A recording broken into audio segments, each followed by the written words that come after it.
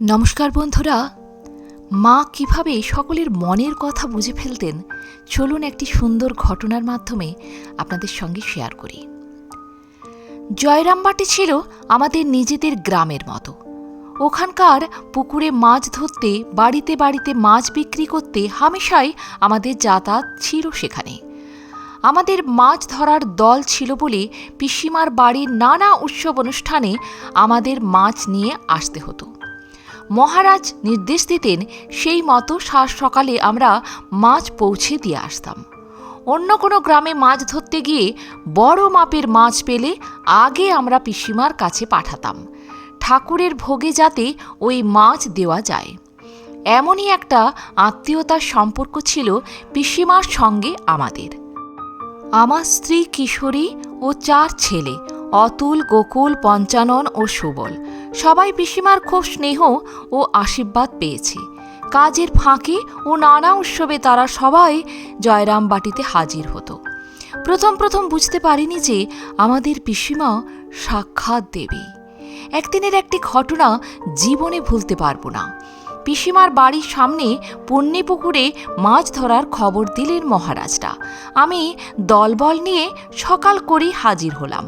সম্ভবত রাস পূর্ণিমার দিন ছিল। পাড়াগায়ে পুকুরে জাল নামালে প্রতিবেশীরা পুকুর পাড়ে দাঁড়িয়ে মাছ ধরা দেখে। সেদিন দেখি পিসিমা ও তার 2 ভাইজিকে নিয়ে পুকুর পাড়ে এসে দাঁড়িয়েছেন। হয়তো ভাইজিরা মাছ ধরা দেখার বায়না ধরেছিল, তাই বাধ্য হয়ে তাকে পুকুর পাড়ে আসতে হয়েছিল। পিসিমাকে পুকুর পাড়ে দেখে খুব আনন্দ হয়েছিল। মনে হয়েছিল আজ যখন পিসিমা স্বয়ং পুকুর পাড়ে এসেছেন, তখন তার হাতে একটা বড় মাছ দেব ঠাকুরের ভোগের জন্য। ওই পুকুরে 2-1টাই বড় মাছ থাকতো। সেগুলো পুরনো মাছ, খুব বড়, তারা সহজে জালে পড়তো না, জাল ছিঁড়ে বেরিয়ে না যেত।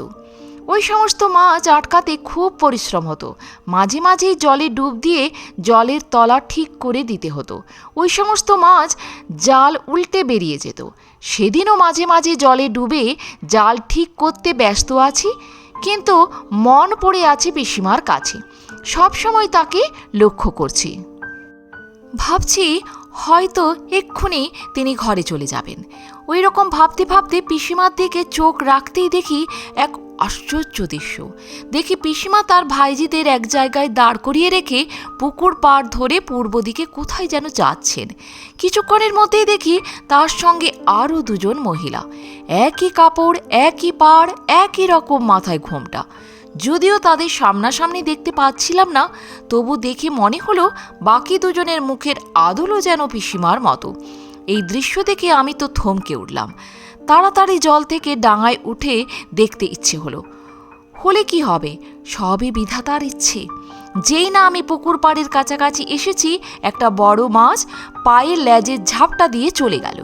আমিও তখন পাড়ে ওঠার কথা ভুলে গিয়ে জাল ঠিক করতে লেগে গেলাম। পরে যখন পাড়ে এলাম, পিসিমা বললেন, হ্যাঁ রে লালু, তুই যে অত খাটছিস, পুকুরে আর বড় মাছ নেই রে, যা 2-1টা আছে তাও জাল ছিঁড়ে পালিয়েছে। আমি আশ্চর্য হয়ে গেলাম, আমার মনের কথা পিসিমা জানতে পারলেন কি করে? তখন পিসিমাকে বললাম, সত্যি পিসিমা, আজ ভেবেছিলাম একটা বড় মাছ ধরে আপনাকে দেখাবো, তার হলো না। প্রণাম মা। তত্ত্বটি পেয়েছি পিসিমার স্মৃতি, লালমোহন দাস, লালু জেলে। আজ এ পর্যন্তই। ভালো থাকবেন, সুস্থ থাকবেন। যদি ভিডিওটি ভালো লাগে একটা লাইক অবশ্যই করে যাবেন। আর আপনি যদি নতুন এসে থাকেন আমার চ্যানেলটিকে সাবস্ক্রাইব করে বেল আইকনটি প্রেস করতে ভুলবেন না। সবার আগে বেলা 3টেই পৌঁছে যাবে আমার ভিডিওগুলি আপনার কাছে প্রতিদিন।